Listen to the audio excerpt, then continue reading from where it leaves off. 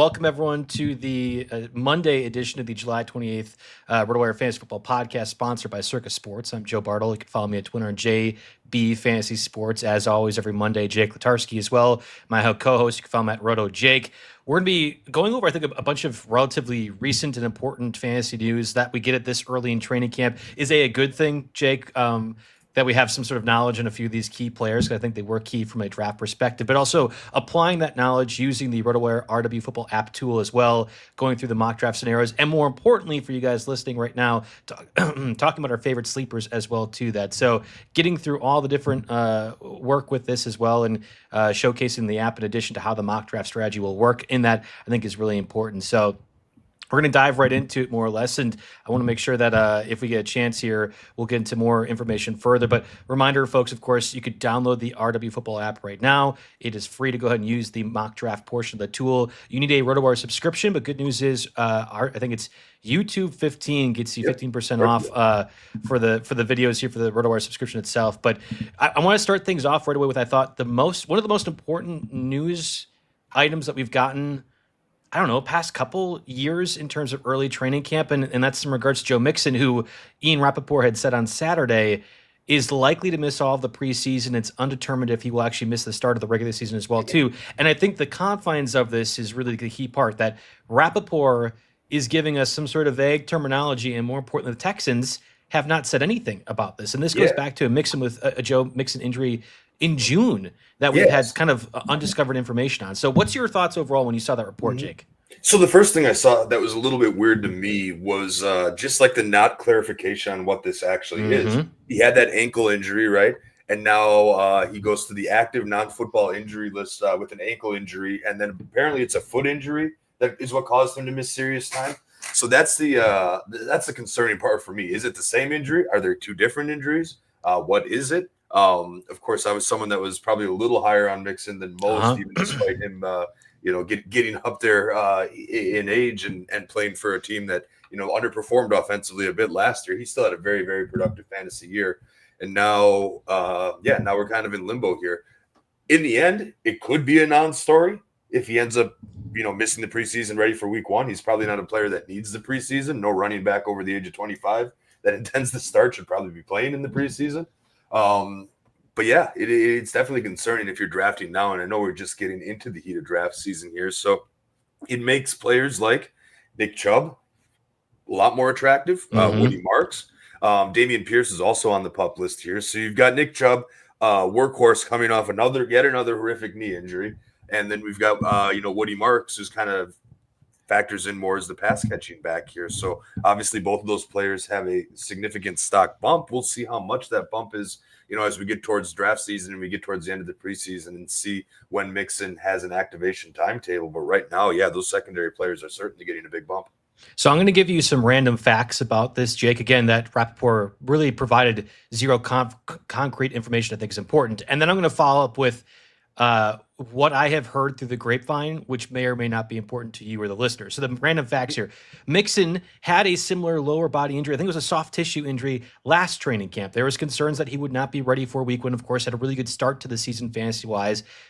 Fact number 2, fell off towards the second half of the season due to separate different lower leg injuries as well. We don't know if what he has been dealing with here in June, which is when the team when the information that reportedly came out, is similar to what happened back in week 14. I think it was week 12. We don't know if they're tied together or if it's a separate thing altogether.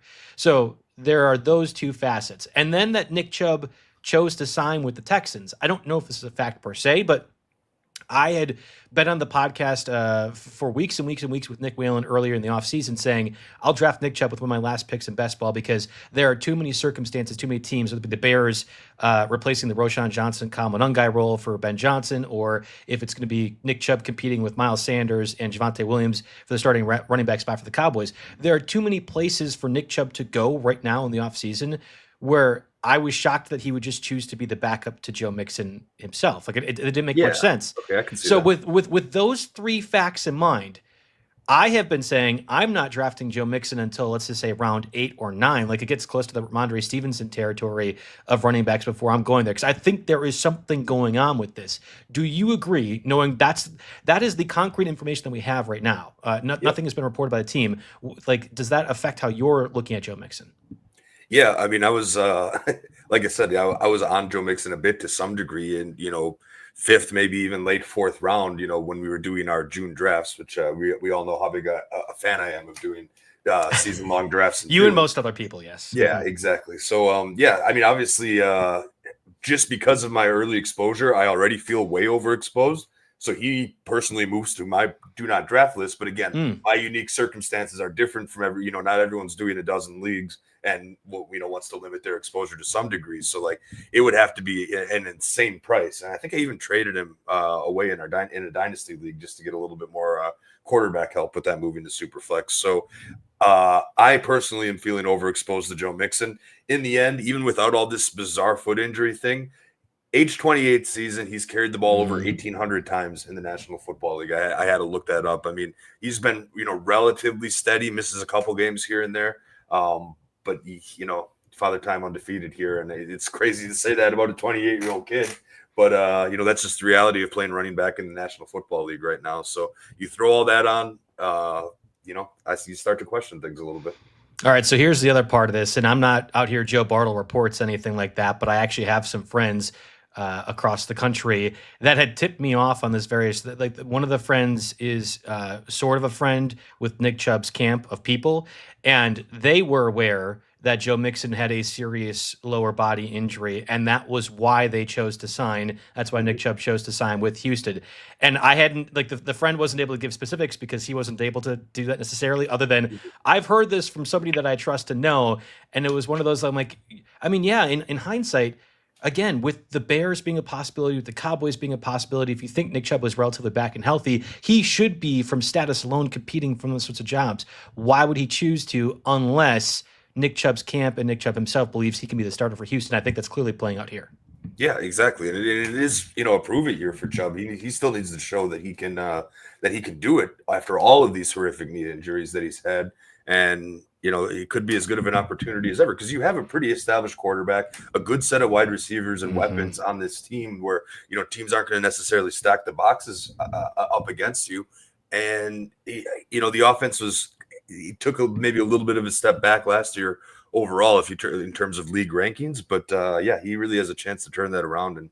And Nick Chubb is starting to get very interesting for me. And all those random round 15 Woody Marks picks I took, that could end up being something. I mean, I'm not ready to.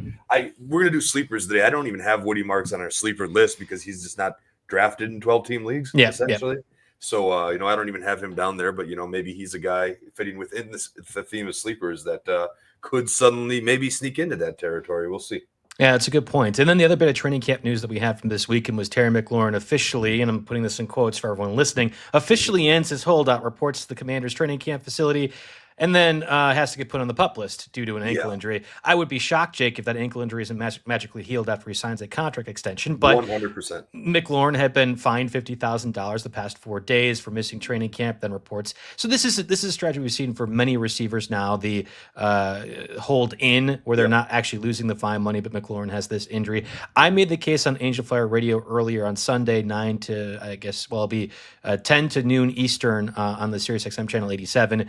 I don't think this makes a difference to me at all. Like the Commanders have such goodwill with what they had last year. Jaden Daniels, the first time since 1991 they made the conference championships.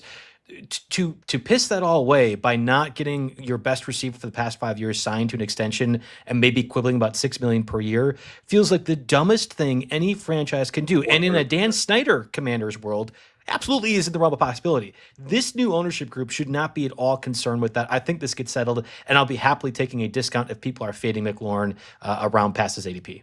Yeah, 100%. We just did this in our tiers, our position, the battle dilemma show last week here, and McLaurin was part of a group of guys, and he ranked pretty highly among that group of guys for me, just because, yes, I will take the discount. It's a hold in, like you said, he's there, but he's not going to risk some fluke camp injury until he has his contract. So he's there on the sidelines, has the goodwill. I'm sure these two sides are going to get a deal done here. So it's funny that I write it down as news, but really, nothing's changed. He's not going to practice till he gets a contract, but it's more or less they're not finding him every day, which again, those fines usually go out the window when you make the new contract anyway. They get disappeared or go to charity or however that works here. So yeah, I'm confident in McLaurin and believer in Jaden Daniels taking another step. So he's right up there among my targets.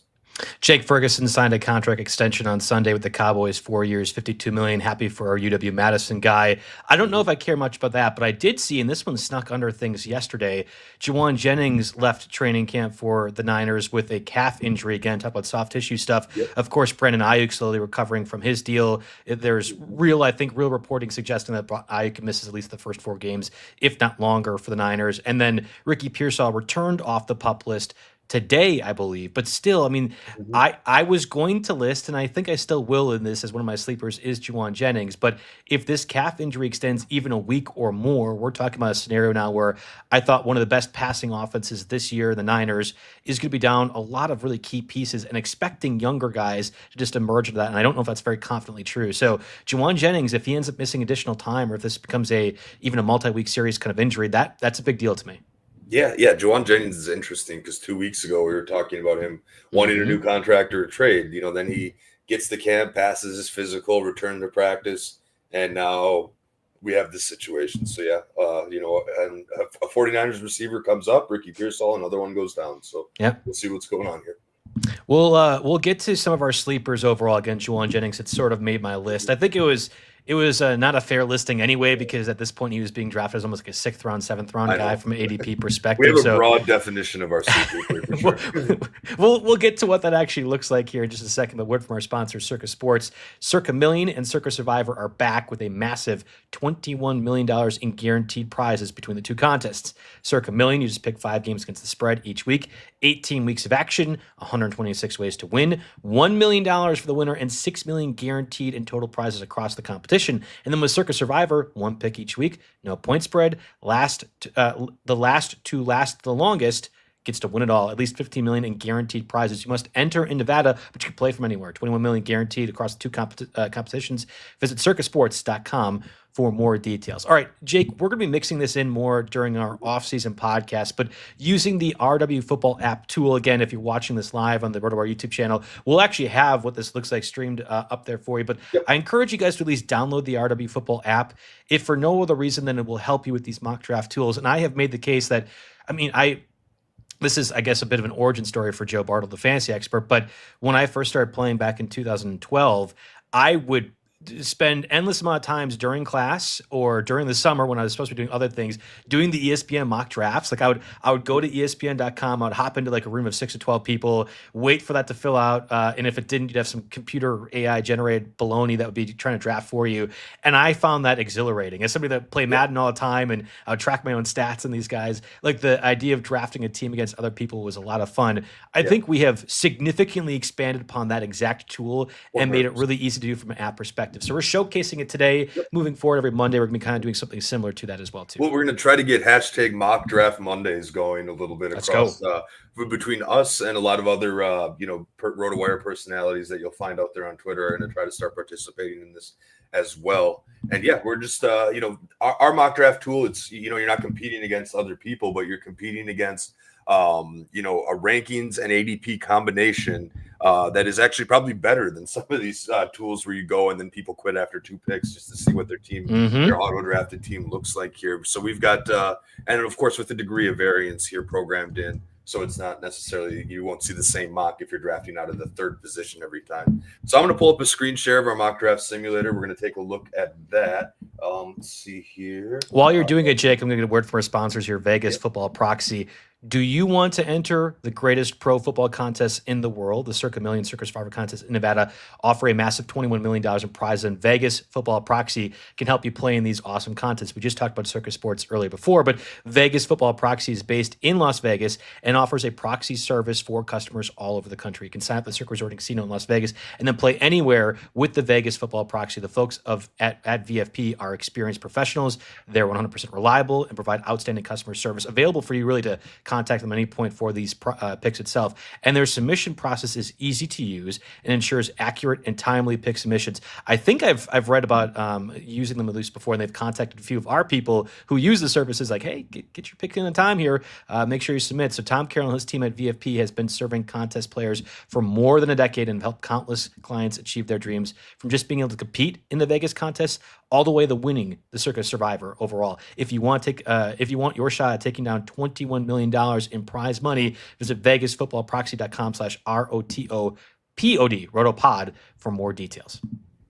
All right, so I've got the screen share up here. I'm just going to navigate you right from the rotowire.com homepage and make it easiest. Fantasy, NFL, you can do featured or tools, but mock draft simulator. This right here is what we're looking at. And these are mock drafts that we've started or done in the past. I know you and I did a show a few weeks ago just on creating a draft plan via our tool. So these pre-saved kind of leaves where we left off in the last mock with a featured draft plan here. So that's an option, but we're not going to go through all the draft plan options. We did that at length here. We're just going to kind of focus on a mock draft and get things going. Of course, you can do dark mode here as well if you'd like, but we're just going to keep it in light mode. We're going to start a mock draft here, of course. First, you got to do the settings. So I'm just going to do podcast 2, name this one. Snake draft, of course, 12 teams. This is if you have leagues imported into my leagues. You can just have those settings automatically entered because your settings are already saved there. What spot do you want to run it out of, Joe? Let's pick number 4. Again, that's my favorite spot. I think Jim Coventry, unfortunately, did a video much better than the one I had posted already on YouTube, talking about why there are value spots for number 4. So I think that's the right call for this. Yep, right on. And I'm going to move it to 3 wide receivers here. Of course, this is just the roster settings. We'll save that here. Scoring settings, you can set, any of these standard, but we'll do half point PPR if you need to change any of these. If you're doing the attempts like the fishbowl or anything like that, that's all here for you. IDP settings, other settings, we've got it all here for you. But yes, these are all ready to go. So we're just going to go ahead and hit continue here. And again, this is the draft plan feature that we did at length, where you can set your risk tolerance by range of rounds. You can factor things like age, playoff schedule, offensive line strength, early season schedule, all these very cool factors that you can factor in to your draft. But right now, I'm going to pick Choose for Me, which is the default thing. This is what you'll be able to sign if you sign up with a RotoWire account and have your and just have a username, but even haven't paid yet. You'll be able to use this. It's the draft plan features are what. Come with a subscription. Yeah, exactly. Or using the actual draft assistant to follow along with your draft. But this should be free to try out for anyone here. And here you go. So Choose for Me, the draft plan. Well, and Jake, again, you're doing this from the software perspective on your computer, but this is also accomplished on the app as well, too, right? Yes, 100%. So the app and the software are essentially one of the same this year. You can do you can do everything that you see on one on the other. And if you are running a mock draft, you can, take it on the go, essentially. You start your mock draft, you can take this on your phone. Just for the purposes of our show, it's going to be a lot easier to do the web version because I can screen share and have this all up at the same time. But the views are pretty similar here. You'll be able to side scroll through all these recommended players. And here we are, essentially. So, again, here you see it already took the first 3 picks for us, and we had a little bit of variance here that came into play here with Bijan Robinson and Jahmyr Gibbs going 1-2.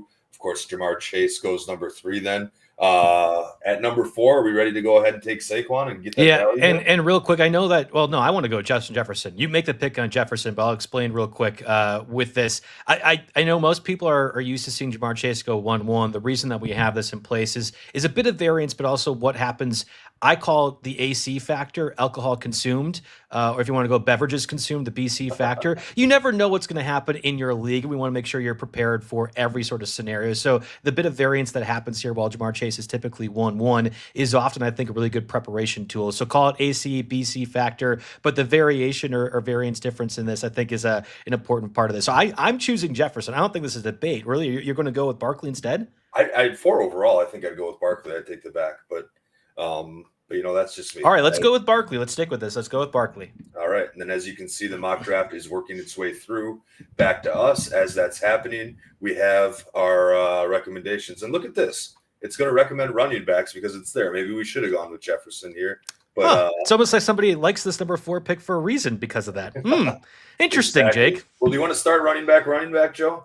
I actually think this is a great example of why you should do the mock draft tool. So in case you do like Barkley and his 418 touches over last year, more than some of these receivers, this is a perfect illustration. And while I'm talking, Jake, can you pull up the draft board portion of itself? Because I really like this as well. So you can visually see it, and I think this is going to be the key. At Bucky Irving, Josh Jacobs, and then the 3 recommended players were all running backs coming back. So it's exactly why you want the number 4 pick to have at least one running back, one receiver, ideally receiver early on, so you don't run into the same process. But for this example, I think it's going to be really interesting to watch what happens in the draft if you do double tap running back early, because this will be a thing I think in a lot of friends and family leagues in particular that you can kind of have a good point. So I don't really care, Jake, which one of the running backs you choose to go with instead, but I think this will be really interesting to see how it ends up displaying. And we're going to rule out taking a Trey McBride or any of these receivers, right?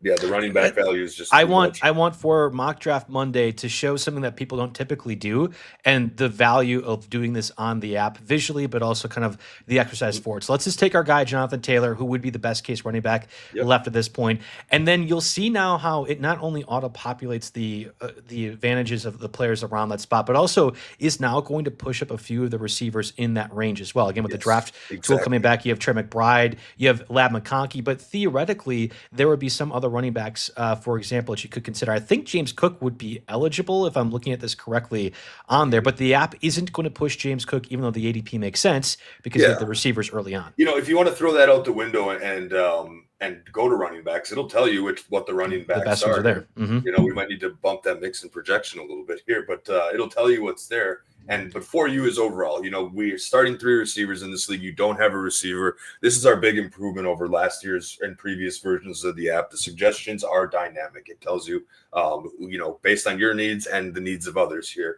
So is it too early to go Terry, or would we consider? I'd actually consider Garrett Wilson. So I would go Garrett Wilson or Tyreek Hill, and this isn't really part of the sleeper portion of the show, but I do think it's worth reiterating that if you believe Justin Fields is going to be healthy this year, the Ohio State connection, and that the Jets have 0 other targets outside of Garrett Wilson you could confidently rely on, I would do that over Tyreek Hill. Now, others are going to point to Tyreek Hill and say it's no different than what you're doing with Christian McCaffrey, who was a late first-round pick throughout the early portions of season. Now is getting closer to 6 or 7 because people rightfully say, hey, he could be literally the number 1 overall in full-point PPR formats. If Hill is healthy, if Tua is healthy, and if the Dolphins' defense stinks, and I think it will, Hill easily could be the number 1 overall receiver. I just have a little bit of trepidation about the age and also the circumstances surrounding that too. So again, it showcased those receivers, and I think that's a kind of a cool part of it, giving away a double tap running back.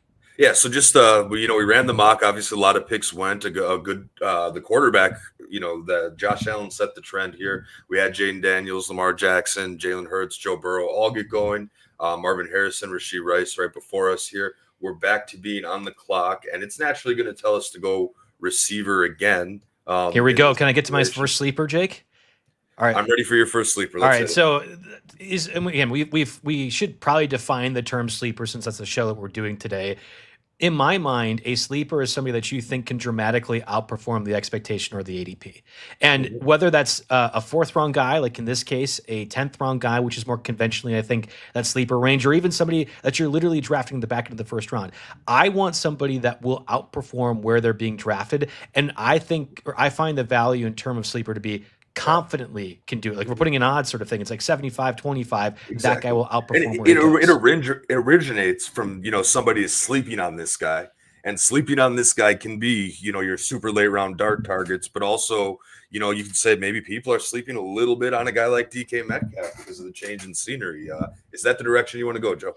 DK Metcalf is my sleeper. I've talked about it now in the past couple podcasts. I believe over the 3 years prior, if he had gotten at least 120 targets, Metcalf finished no worse than wide receiver 17 in fantasy. He's currently being drafted as wide receiver 21. And I think you can confidently say he's going to see at least 120 targets in Pittsburgh this year. Even if Aaron Rodgers stinks, can't make the throws. I know there's been some bad training camp videos out there right now. I don't really care about any of that noise at the moment. Metcalf is the right call for me, and I think he is one of those players that should elevate above his current ADP. Yep. So we'll go ahead and we'll take Metcalf. I would be really tempted to take Devontae Adams in this specific situation. I think you're supposed to. I think from an ADP perspective, you probably should. But because I want to highlight my sleeper, I'm concerned that Metcalf does not come back around. I'll take Metcalf here. And I'm hoping that my sleeper is still going to be available for our next situation. And sure enough, he is. Let's go. And happens to be the number one suggested for you pick here. You know, the more I think about it, TreVeyon Henderson is he's going to have an excellent year. And right now his ADP is around 60 overall. We're what at 5.4, so you know, right in line with that here. But he's got so much good going for him. You know, I look back a little bit to TreVeyon Henderson's college days, and he essentially split time at Ohio State with Quinshon Judkins, who there's a whole ongoing situation there here. Judkins was between the tackle runner. Henderson was a big play and receiving type back. Only carried the ball 144 times last year, over 1,000 yards at 7.1 yards per carry. He also caught 27 balls on 34 targets. Some people say that he might be a little bit small to have an every down role. He's 5'10", 202, so I don't know if I fully buy into that story. I think early in the season, Ramondre Stevenson gets more between the tackle work, but as the season progresses, and if the Patriots offense makes any kind of progress here like we expect that they do, and of course Drake May takes a leap here and the offense continues moving, I think TreVeyon Henderson can absolutely finish well above that ADP, and that's why I think I'm going to take him here, even though we don't need a running back, even though we're looking at a flex. Can you pull up the draft board here for a second? Because I think this is kind of interesting as well, too. Again, we double tapped running back in this mock draft example. Despite me saying otherwise, we had the Saquon Barkley, Jonathan Taylor part of this. And you can see how the receivers are going now. Typically, DJ Moore is not available in the 5th round. And again, I go back to this sort of variance part of thing. Alcohol consumed, BC, beverages consumed, whatever you want to call it. I really like the idea of, all right, what happens in a scenario where I wasn't at all preparing for this? Every other ADP or site or mock draft tool will be saying, well, this is exactly how it's going to go because it's all just the AI-based thing. The computer is adjusting not just to what we're doing, but overall what the rest of the league is doing with these mock drafts. And I think it's a great exercise for that. So with Henderson being up there, I completely agree from a sleeper perspective. I like RJ Harvey, who goes a little bit afterwards. I like Caleb Johnson, who goes a little bit afterwards. From an ADP perspective, if the term is, I just want the guy that will exceed his value, I would more confidently say RJ Harvey will do it and that Caleb Johnson will do it. But I think Josh McDaniels, the offensive coordinator for the Patriots, I forget who did this, and I know I should be citing these Twitter things a little bit better, but of the, let's just say, 10 years that Josh McDaniels has been the offensive coordinator for a different team or head coach like the Raiders where he's calling the plays, the pass-catching running back role has been no worse than running back 10 in full-point PPR leagues in like 9 of them. So the idea of, hey, we know TreVeyon Henderson is the pass catcher of Ramondre Stevenson, Antonio Gibson. Henderson's a really, really good pass blocker. That was one of those big value points among these rookie class.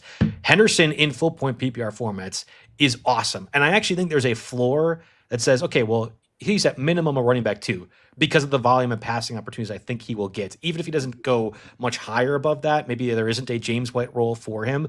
I do think Henderson is guaranteed to be a running back 2 for your team. So I like that from us from a flex perspective. And I also really like this feature here, this percent chance to be drafted before the next pick. We're at 52 overall right now. Henderson's ADP in the NFFC is 60 overall. There's a pretty good chance he won't be available, whereas opposed to, you mentioned DJ Moore being uncharacteristically available here, 98% chance to be drafted before the next pick. That's going. And yeah, maybe you would go DJ Moore here, but for the sake of our sleepers, I'm just going to draft Henderson and keep him moving here and see what we have. Now, remember, this mock draft that we started is without a quarterback or a tight end. The first 5 picks here, we'll go back to our rosters here. We got Saquon, Jonathan Taylor, TreVeyon Henderson, Garrett Wilson, DK Metcalf here. You can view it in rosters or you can view it in the draft board here. Now here we are. And let's see what it recommends for you. Yeah, I have a question for you, and I think it's kind of one that I don't know if there is a tool yet or if it's oncoming, but is it possible to say to the computer and these recommended tools, I don't want to draft this guy? Can there almost be like a lock on the player where you won't go ahead and do that? Yeah, because I know we both kind of feel the same way about Travis Hunter. And that's exactly why I brought it up. I use the standard, remember way at the beginning when I picked the draft plan, and I just used Choose For Me, which is the standard default RotoWire draft plan. We went and did that because, we just wanted to default. But when going through a draft plan, again, scroll back a couple weeks, maybe I'll post this on the Twitter account of just a reminder of how to build a draft plan with us. But there is a place to put, these are guys that I don't really like, don't recommend them to me. You can take them off your list in this situation. But I guess in the spirit of mock draft Monday here, we're all running back and receivers here. Do we consider going quarterback or tight end here, or are we going to pick between I actually, I love getting the user participation here with the chat. Jamie had mentioned I would go Ridley in this example. Let's, for the sake of this, and again, every Monday moving forward, we're going to try to do at least a little bit of the mock draft portion. I want people to be involved in this and the idea of trying to use their own stuff. So let's take Kelvin Ridley. I believe he should be available. He was one of the first selections, right? Yeah, yep, the second one. Yeah, Kelvin Ridley here. We've got him at 6.9, and I guess with respect to his ADP here, what are we looking at? Ridley is actually 56 in the NFFC's ADP, so we are getting some value here, and we also do happen to need a third starting wide receiver here. So yes, I'll go ahead and make the Ridley pick. Yeah, and then you mentioned the trying to avoid other people, and it wouldn't be like it'll completely remove them. But for example, Travis Hunter, who we both mentioned, we don't really want to draft this year. Joe Mixon being another perfect example. If I'm fading Joe Mixon 4 or 5 rounds, I don't want him even showcased in this. Basically, what will happen is they won't be in the suggested for you area. But if you go, best by position, gone between your next pick, or go to the cheat sheet, they're obviously still on the cheat sheet. They exist. They're out there, and maybe you want to check that at some point here. In the later rounds, just to make sure you're not completely overlooking anyone here. But all right, so 7.4, we've got all our running backs and wide receivers here. Quarterback wise, all these guys are kind of the same for me, right? So I'm kind of down to wait another round. Is there a quarterback that stands out here for you? Bo Nix would be the one from a value perspective that makes sense. Now, you guys know, and I think anyone who's been listening to me talk at least for the past 3 months, that I want nothing to do with Bo Nix and his ADP. And from a tight end perspective, Travis Kelce typically goes around this range too. I think Mario Puig took Travis Kelce at one of these exact spots in an NFC Online Championship, but we did a live stream on the RotoWire YouTube just a couple days ago. I don't want either one of those, but this is exactly why we're doing the mock draft too. Because if you go in the idea, I was going to suggest Kelce because that fills our team need, and he's right in our ADP. Okay, fine. You know what? Let's go ahead and do that. We'll go ahead and take Travis Kelce. But I want people to practice this, that if you want to punt quarterback or if you don't want to draft tight end, this is exactly how you go ahead and do it using this mock draft tool on the RW Football app. Again, it's free to download and free to use. This exact sort of concept play out this way. And I think the Kelce Andrews situation right after that is where the tier drops off a little bit. So I'm fine going with one of the last in the tier, knowing we have a long string of picks ahead of us and knowing that Travis Kelce has a 92% chance to be drafted before your next pick here. So we're going to go with Kelce. Yep, let's go ahead and do it. While we're waiting for the next pick, I want to make sure we get a word from our sponsors, Blue Wire. If you're watching here live, we'll be back momentarily. If you're on the audio version, we'll be seeing in a little bit. Okay, we're back again, going through the mock draft Monday portion of things. Talk about our sleepers as well, too. We took DK Metcalf a little bit earlier. Again, for us, the term is a player that we believe is going to dramatically outperform or has the expectation to dramatically outperform their ADP. That does not mean a sleeper can't be a round 12 guy, right? The end game goal will be getting a round 12 selection that is a third round value by the end of the year. But I think sleeper more confidently needs to be determined, or at least defined as a player who will go above their ADP from where they're being drafted, like an average draft position. So Metcalf was one. We took TreVeyon Henderson in the 6th round, and we're using the RW mock draft tool as well. You can have this in the software or the app, same sort of concept, seeing it play out here live on the screen. And if you're listening, kind of talking through each selection. So we just took Travis Kelce to fill out our 2 running backs, 3 receivers, tight end, and we have a flex as well too with Henderson. At this point, it should be quarterback, but can I entice you in my guy that I do think at this point could be a sleeper in Juwan Jennings?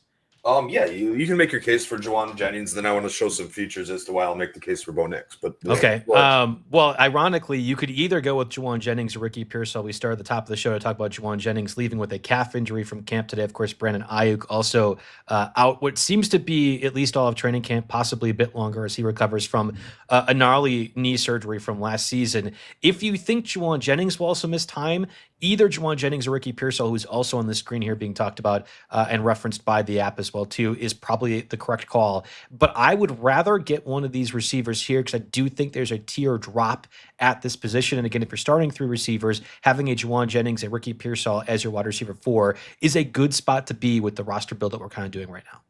Yep, right on here. So, I definitely understand the reasoning behind that and liking him as a sleeper.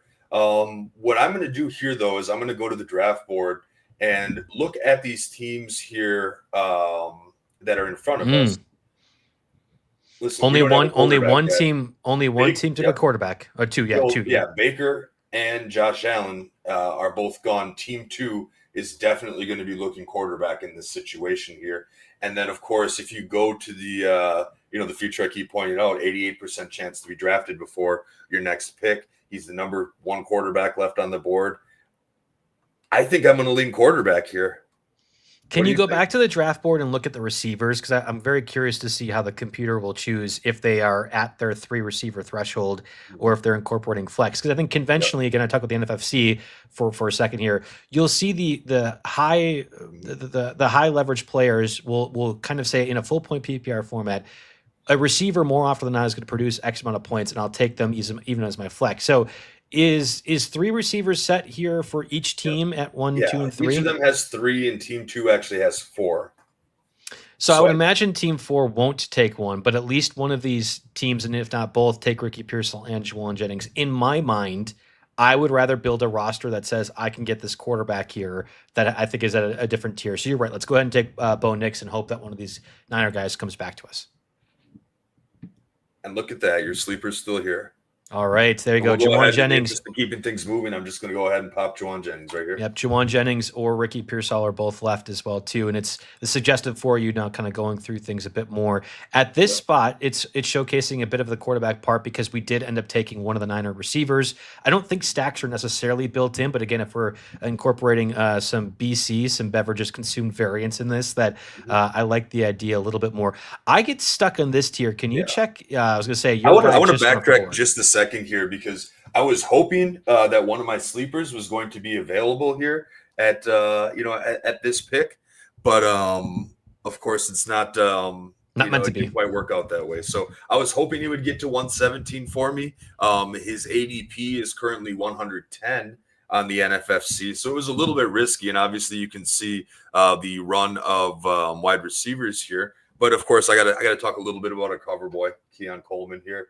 And, again, in going through my research here, looking at the Bills receiver room and their lack of additions throughout the year, I think that someone like Keon Coleman could really take a big step in his second year and is someone that I'm going to look to go after at this point in the draft. Not necessarily to a point where you have to start him, but to a point where he could absolutely be a good plug-in here. And, part of the reason I like that is Josh Allen is a consensus, QB 1 or 2 in fantasy. Everybody wants him, but he has to be throwing to somebody for that rank to really hold up here. I know he's got the rushing upside, the touchdowns, for sure. Touchdowns, all of that here. But the top 3 receivers in the Bills receiver room are Khalil Shakur, Keon Coleman, and Joshua Palmer. Now, there's a little bit of concern because Keon Coleman was such a big ADOT guy last year, average depth of target. He was basically being used as the deep ball guy, despite being, 6'4" and only running a 4.6 40. So we got Joshua Palmer in the room here, and I think he stretches the field a little bit more. And I think Keon Coleman could possibly evolve into a possession receiver. I mean, he caught 50 balls at Michigan State, caught 50 balls and 11 touchdowns at Florida State. He can be used for, volume instead of – I thought he was kind of misclassified as a deep ball guy because they didn't necessarily have that. So I think we see his role shift a little bit, and there's been training camp chirps a little bit about, he's making mental mistakes and drops and stuff like that. I'm going to play that as a smokescreen. I'm going to take the discount and go ahead and grab him as my wide receiver 4 or 5. I completely like that. In the same sort of vein as Rashad Bateman for the Ravens, who typically in best ball go back-to-back among the receivers. But to your point on Keon Coleman, last year the Bills traded for Amari Cooper halfway through the year to be that speed threat, and I think to stretch the defenses, and Keon Coleman ended up being a bit better in the intermediate area. I think the best part about the Bills offense is to say Keon Coleman, Khalil Shakir, Josh Palmer, Elijah Moore, there is a lot of depth of receivers that can all do the same thing. If one elevates above that, and if you think with the draft pedigree and in capital invested in Keon Coleman, you think he possibly could, that's the right idea. I think Keon Coleman could be the red zone target for that guy too, like for this team as well. Like if he ends up getting 8 touchdowns this year, I wouldn't be at all surprised, and that's a tremendous value if he ends up being a wide receiver 4 or 5 on your team. Yeah, Dalton Kincaid and Dawson Knox are both a little bit banged up. I'm actually pretty high on Kincaid as a tight end sleeper later on. I didn't officially write him down, but you could throw that out here again, just because of the lack or the receiver room or lack thereof. Someone's got to be catching these balls. Kincaid is a young guy. It's his third year. He regressed a little bit last year, but also played 3 less games, so that has something to do with it. I think he could come back and be an interesting person. So let's just get through round 10 of the mock draft. Hold on.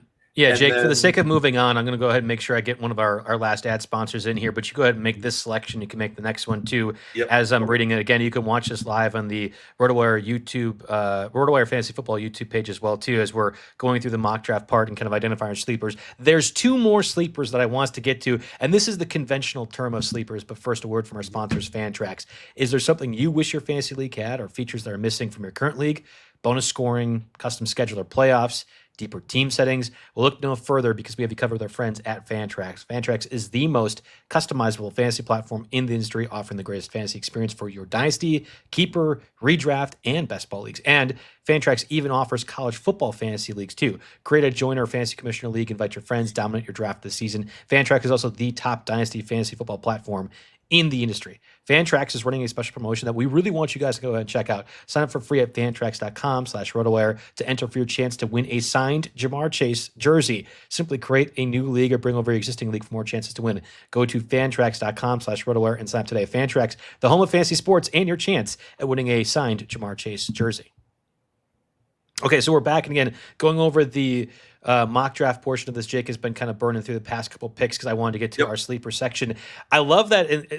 I don't play in a lot of leagues where you're having defense kicker involved anymore, but it actually does a really good job of going through that. And I think the app also highlights the best week 1 and week 2 schedules for some of these defenses. So I believe conventionally, I forget now, I don't want to misspeak, but it does a good job of going over that as well. So we're sitting at what? I think this is the 14th round. What pick is this? 13th? Yeah. So I actually went through all the way through to the 16th. That just shows how fast this is. You got through an ad read, and I made 5 picks. I took Ray Davis. I took one of your sleepers, Rashad Bateman. Mm-hmm. I took Hollywood Brown because why not? Yep. I took Nick Chubb because of what we talked about earlier in the show. Mm-hmm. I took Trevor Lawrence, a viable backup quarterback. Totally good. Yeah. Mm-hmm. Yeah. Might not have to take a second quarterback at all. If you've got someone, but just in case Bo Nix isn't right off the bat, I took Aubrey because he's such a difference in kicker. Now with this last pick, I actually don't know. I want to see if the tool lets me do this. I'm going to skip defense because we're just saying. Good point. We're going, July 28th.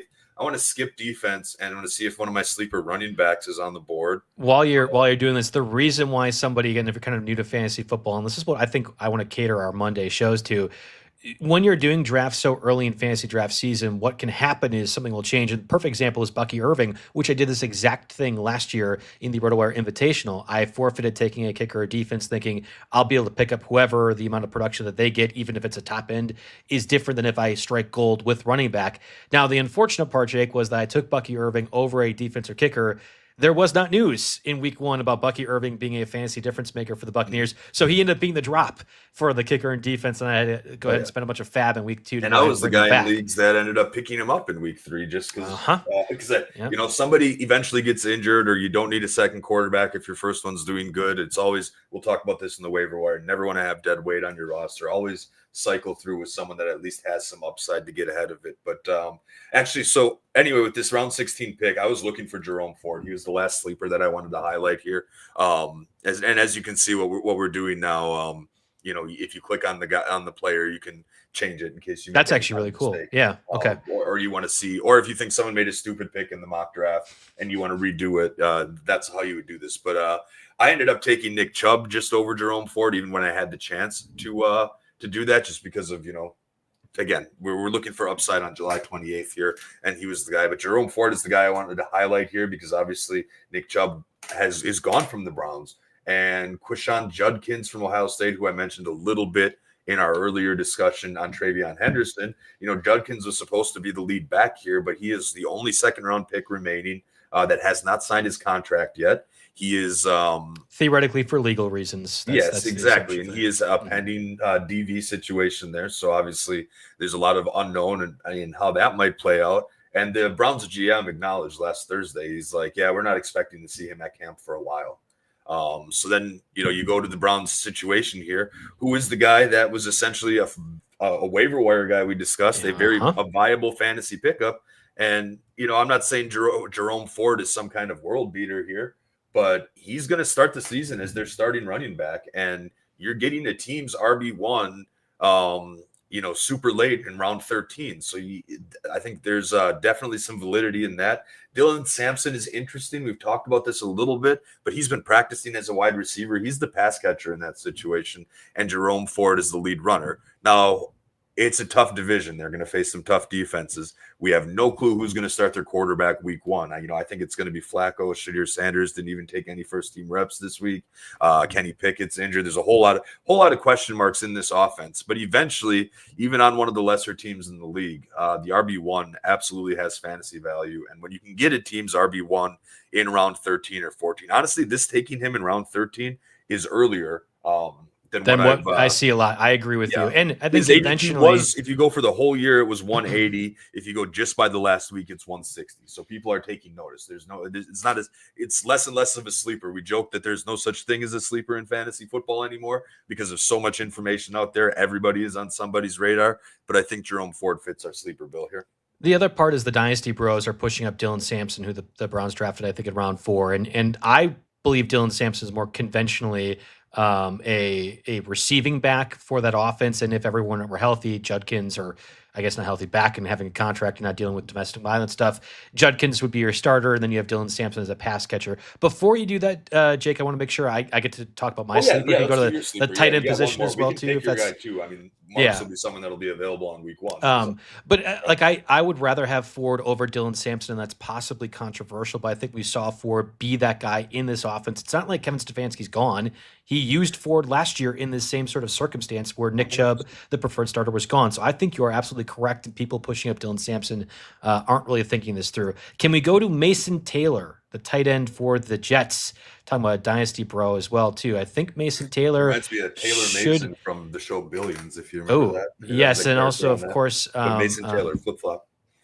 Yes, go ahead and draft Mason Taylor for us here. So I know my colleague at SiriusXM, Andrew Cooper from Fantasy Alarm, has kind of pioneered this idea that if you're going to take a floor tight end, which I believe Travis Kelce is, Mark Andrews would qualify, David Njoku would qualify as well too, which is all the tight ends we're considering, you need to shoot for an upside play. And I'm not saying that Mason Taylor is going to be rookie year Sam Laporta. I'm not saying Mason Taylor is going to be Jonnu Smith from last year as well. But if you look at the Jets, and outside of Garrett Wilson, there is nobody else in that offense who I think can be a target hog for that team. And Mason Taylor has the draft pedigree as a 42 overall selection, but also conventionally was going to be like a late first rounder. That teams believe Mason Taylor will be a starter and a prominent one right away. 35 plus receptions each of the 2 years prior, and then 55 last year for LSU. He is a pass catching tight end who can also block. That is a bad thing in most circumstances. I think about O.J. Howard in particular, right? That's a bad thing when you could be a good run blocker and a pass catcher for fantasy purposes. For the Jets, it means he's going to play all the time.